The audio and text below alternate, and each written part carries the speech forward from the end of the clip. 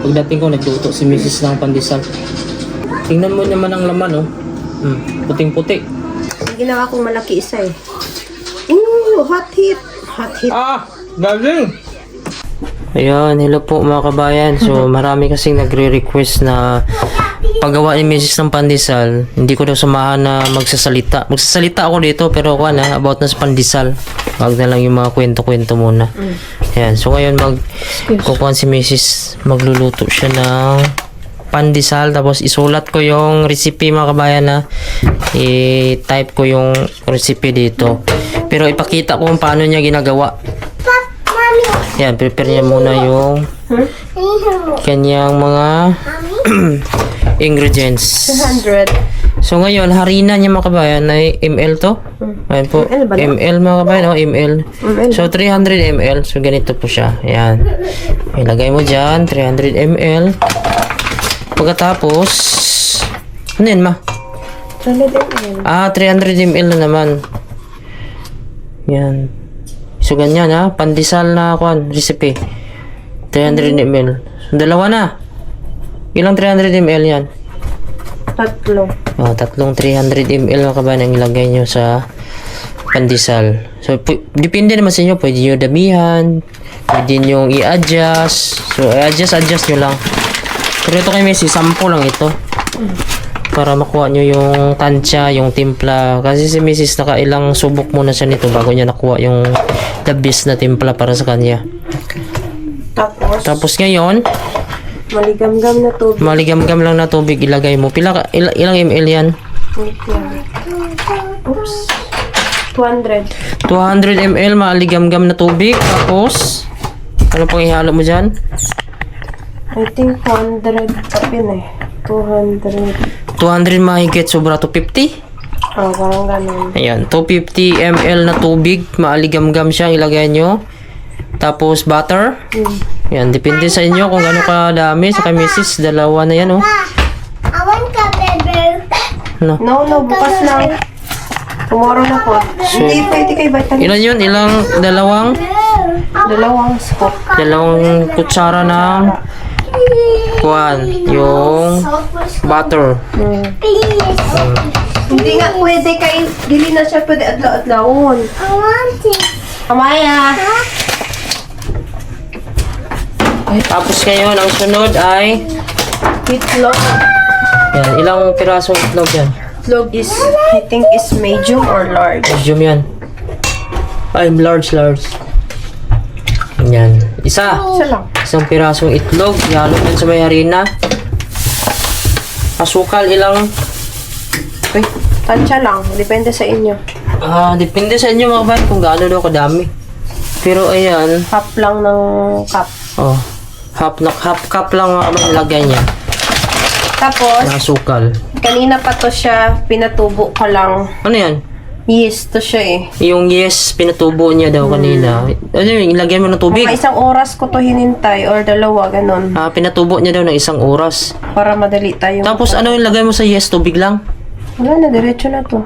Tapos Hindi yung pagbutang mo pagpatubo. tubig. Tubig Maligam-gam lang. kunti. Maligam-gam na tubig. Parang itong cup na to, anong size itong cup na to? Anong size ng cup na to? Ikuhan mo muna, buhos mo ba yan? 400. Tapos sa, Ilang ml na kuhan yan? Tatlo? Tatlo na kuhan? ano? Na yes, nilagay mo? Isa lang. Isang yes. Yes. Yes. Yes. Parang nawabi. Yes. Yes. Yes. Yes. Oh. Yes. Gina. 12 grams. 12 grams, isang piraso, binuhos mo dito. Ayan, 12 grams na yes. Tapos, nilagyan niyo po dito ng tubig. Gano'ng kadami yung tubig mo nito? Mommy. Depende kung magpatubo lang kayo. Depende lang daw sa'yo. Pero sa kanya mga kabayan, hanggang dito.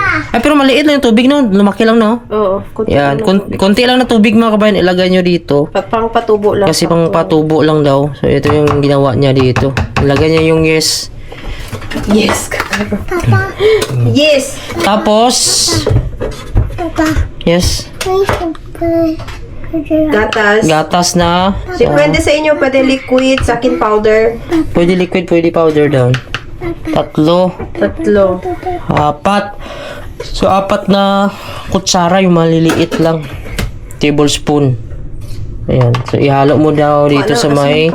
Ano yung hinalo mo dyan kanina? Yung kanina? Butter. Yung butter. Kanina may tubig. Papa. Nilagay ko na dito yung butter para mag-melt yung butter. Kasi maligam-gam kasi yung tubig ko.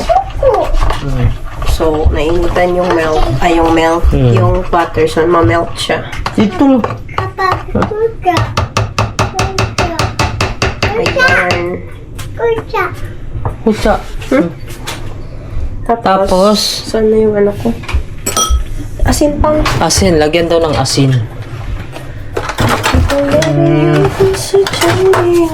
Ito, asin. Depende sa'yo kung ilang kuan. Pangpalasa lang. Pero hindi maumay. Ayan. Yan, asin. Kunti lang. Hmm. Tapos katong... Hugasin ito pa. Eh?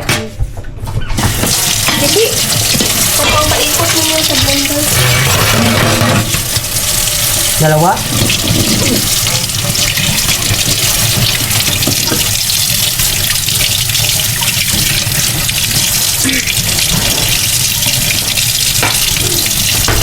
Tapos ihalo na natin. Ayan, ihalo mo na, ihalo.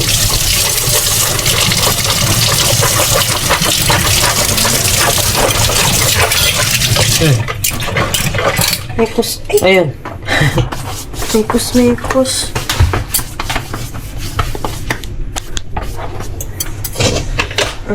Ayan, ihalo mo na ni Mrs. yung harina. Tapos, may itlog yan, oh. Harina, may itlog. Tapos, Pagkatapos niyan, ayan, gamitan na ng mixer mga kabayan para mas mabilis. Ayan, so ilagay mo na ni Mrs. yung, ayan, parang pang mix niya. Ayan na. So, yan na po mga kabayan na. Meron na po kayong idea kung paano siya mag-plan. Pwede pong gawin. Lagay niya yung lagyan na natin yung yeast. yung pinatubo niya sa may tubig. Yes. Yes. Yan. Bago kayo magawa ng pinapay. Papatubo mo na. Bakit dati hindi mo pinakatubo mo na? Ang yes? Dati hindi ko pinapatubo. Anong nangyayari? Minsan hindi siya natutubo eh. Pag ano. So, yung ginawa kong technique, natubo ko muna siya. So, dapat mga kabayan, yung yes pala mga kabayan, lagyan mo na ng tubig kunti. Yung 12 grams, no? 12 grams. Tapos, lagyan mo siya ng tubig. Tapos, mga 1 oras. Yan. Ayan po yung lagay niya yung may tubig na may halong gatas, butter.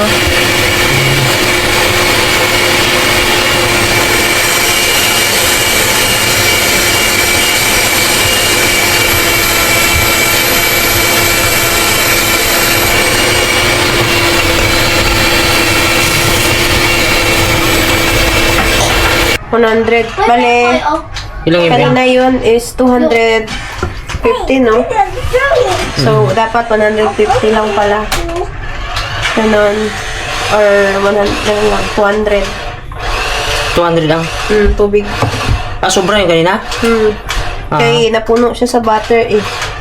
Paglagay ko ng butter, so ano, malsa siya eh. Siguro naging 300 yung tubig. So, dapat ang tubig, ilang ml ang dapat? So, bawasan nyo lang mga kabayan, no? 100 ml. Tansya na. Tansyahin nyo na lang. Kasi nasobra daw ni Mrs. ng 100 ml yung tubig. So, bawasan nyo lang ng 100 ml yung tubig. Yan. Makuha nyo naman, malalaman nyo din naman yan sa may Dahan-dahan. texture. Pagbuhos nyo, hindi diretso. Pale, ganun lang. Dahan-dahan lang pagbuhos. Kung nakita nyo yung tinapay na sobrang, ano na talaga, yung basa na talaga siya, huwag nyo na siya ituloy. Yeah.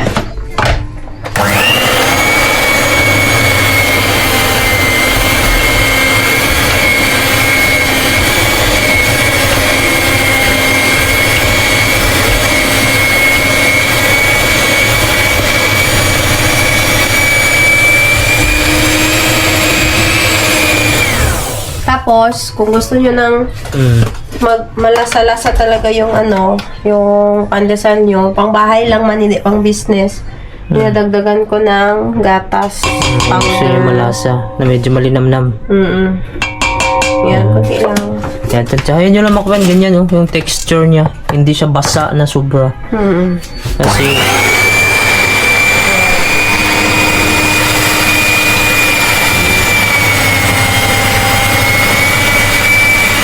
dapat hawak-hawakan din pala sa mga bayan. Ano?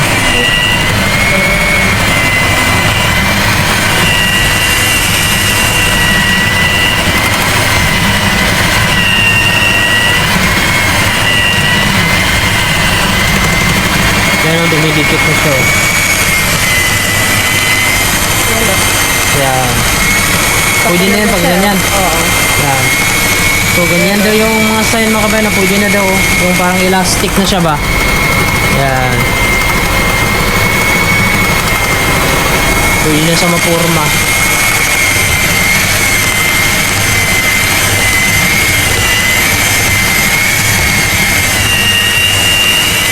Yung mga kabayan, pag pwede na siya, ayan. So, ganyan siya. Oh. Elastic na siya, ayan. Dumidikit na siya at pwede mo siyang yan, mahila.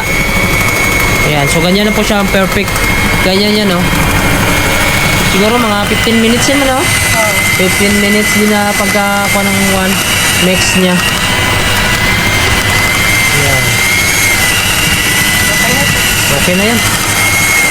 Okay. So, okay na po siya mga kabayan. Ganun lang po. Pagka makita nyo na parang elastic na siya, mahila nyo siya. Ayan, pwede na yan. So, ang gawin yan, anong gagawin dyan? Next. Patubo na naman. Patubuin na naman mga ilang oras.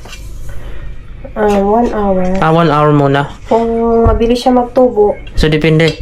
Basta 1 hour yung kuhan mo. Limit. Sa akin. Yung kadalasan kay Mrs. 1 hour daw. So, ang gagawin niya yung mga kabayan, dyan lang muna yan. Tatakpan niya ng foil, no? Depende sa inyo kung ano gusto nyo. Depende kung ano takip nyo. Kung may kaldero na takpan nyo. Tapos, lagyan natin ng oil. Tapos, lalagyan daw ni Mrs. ng oil. Bakit? Para hindi dumikit. Yan, lagyan niya yung ilalim ng oil, yung kaldero. Para hindi daw didikit. Para pagtanggal mamaya, madali lang. Yan. So, lagyan muna ni Mrs. ng oil yung kuhan yan. Gilid-gilid. Hindi siya Para hindi siya magdikit dun sa kaldero mamaya. Yan o, didikit kasi yan pagka kukunin mo mamaya. Pag tutubo kasi mga kabayan, para mabilis lang. Mabilis lang siya makuha. Yan na, Ayan. So, ganyan na yan. Oil lang, konti. Tapos, ilagay dyan sa may kaldero ulit. Lagay natin sa kaldero. Kaldero. Tubo tayo. Tapos, takpan mo siya kung gusto mong takpan ng kaldero, takip, or foil, yan. Minsan, foil yung nilagay, minsan yan, kaldero.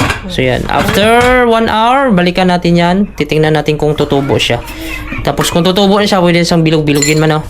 Ayan, so ito na po mga kabayan. Yung pinatubo ni Mrs. 1 oras, buksan na natin. Ayan, tumubo na siya. Ayan, ito na po. So, gawin ni Mrs. Bilog-bilogin niya ito. Ayan.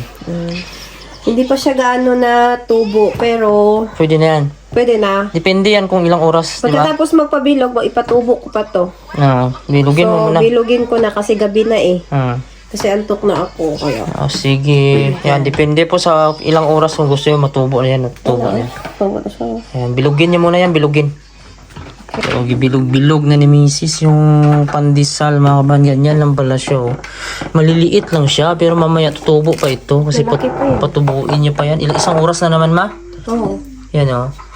So, yan. So, ganyan lang. Kuha ko lang ng konti. Depende kung anong kalaki, gaano kalaki ba yung gusto mo bilugin. Yan. Kamay-kamay lang bilog. Ako'y antok. Tansya mo lang na mabilog mo yan. So, medyo may kuhan din. Ayan, oh. Medyo may proseso din yun. Lagay mo siya ng harina para hindi siya didikit sa may air fryer. So, air fryer po yung nilulutuan namin kasi yan yung niregalo ng kumpanya sa akin. May oven naman kami. Pwede siya oven. Pero pag air fryer, mas mabilis kasi. Ayan. So, ganyan lang mga kabayan. Ayan, oh. Malapit na matapos pala. Ito na lang last, oh. Piliin mo yung babae. Marunong magluto. Ayan. So, ito po mga kabayan, oh. Ilan to? 4 na lang? Apa dito? Ah, ito yun, oh. Patubuin pa ito mga kabayan. Sabi ni Mrs. kahit ilang oras daw, depende sa'yo. Lalaki pa ito. Palit na mo, te. Tapos ito, meron din dito. Tagdos isa. Yan. So, antayin natin yan tutubo. Baka 1 oras, 2 oras. Iya na lang. Lalaki yan mga kabayan. Pwede na sa lutuin yan. Ready na. Iya na lang. Yan. Ito na po. Tingnan natin yung pinatubo ni Mrs. Ito na po yung tinapay mga kabayan. Ito yung pandesal. Yan. Ready na po ito. Pero I-bake. kung i-overnight pa niyo, lalaki pa talaga. Depende kung gaano katagal, mas lalaki pa daw ito. Yan. So, ito na po yung pandesal. Ganito lang po siya kalaki pag naluto siya. Yan. Kanina pa to niluto. Ay, bibake na ni Mrs. ito sa my air fryer. Hey! Yan. Let's go! Ito po yung air fryer namin dito. Yan. So, tingnan natin kung ano yung set niya. Ilang temperature. Degrees Celsius po yung gamit niya. 120? Yan, 120 degrees Celsius o 125. 125, tapos 15 minutes. At ilang minute? 25. 25 minutes. Luto na yan. Yan. Antayin natin. Maluto yan mamaya mga kabayan, no? Ayan. So, ito na po ang buhay luto. Ito po yung pandesal. Ito. So, gabi na po dito. Kasi ikaw na. Alas 11 na tulog na yung mga bata. Kaya tayo naman yung ilaw. Ito po yung tsura ng pandesal. Ayan. Ayan. Ayan. Edit po siya. Nagkain na kami. So, mga kabayan, nandito na tayo sa bahay. Pagdating ko, nagluto si Mrs. ng pandesal. Ito po yung pandesal niyo.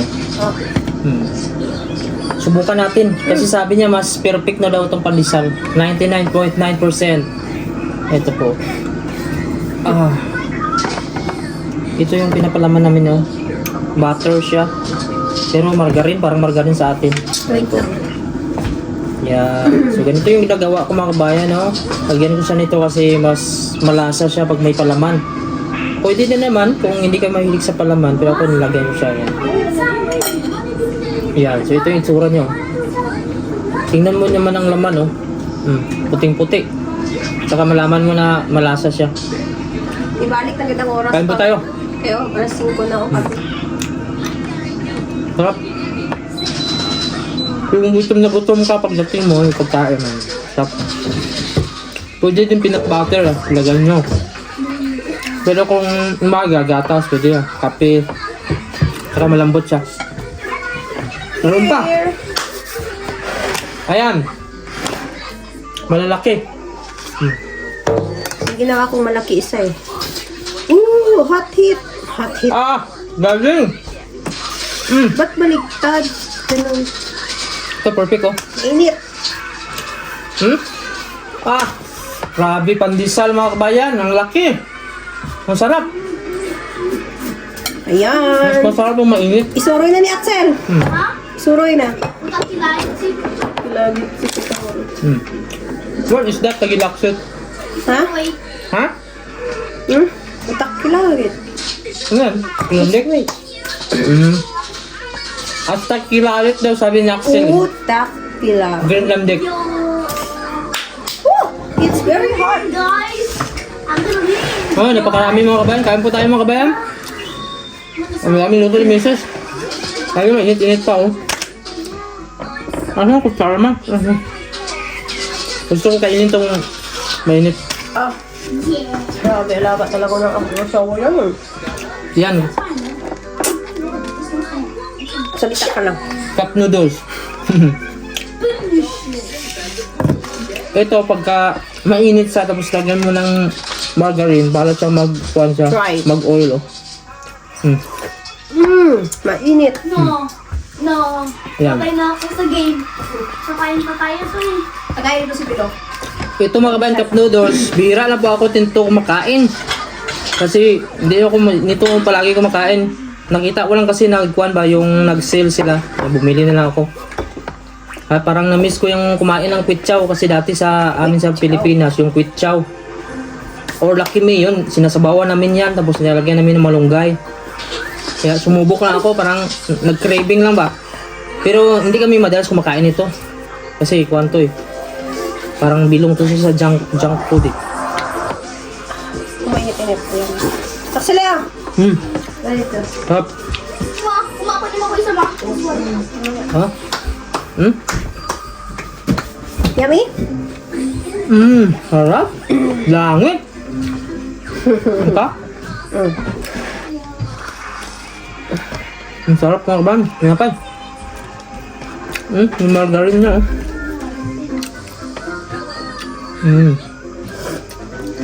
Tagdos na isa ya! Ano na yung panalangin ba? Tagdos pa! Tagdos! Jam! Buka ba kayo? Ano yun? Bago na, bago. Sa pare sa, sabaw sa Ay, pwede na sa tawa ni kape ba? kape, oo. Cup noodle. Yan! Yung daw. Ayan! Busy. Busy na. Cellphone ko. Tugod na ka-addi. Mahilak na. Ha? Mahilak na ukwaon. Wala na. Ginala na. Nakatry ha? Sarap. Kape.